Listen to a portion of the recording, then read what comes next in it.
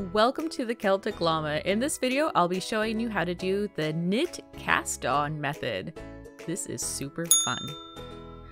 So for this, you're gonna need 2 knitting needles, preferably in the same size.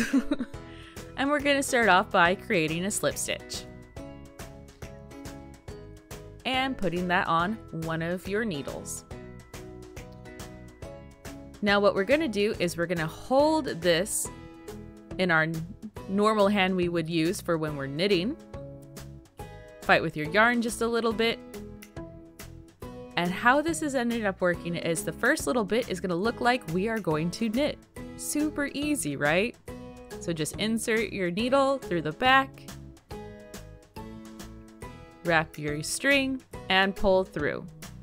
Now here, you want to leave your original stitch on there and take your yellow needle, and it's going to touch the bottom and loop up to grab that stitch we just made. And that's it. It's really easy. So let's do this again. So we're going to knit, leave our yarn on both needles, and then taking our yellow needle, we're going to drag it up and capture that loop. So again, it's a knit, leave both loops on each needle, take your yellow needle and draw up. Again, it's a knit,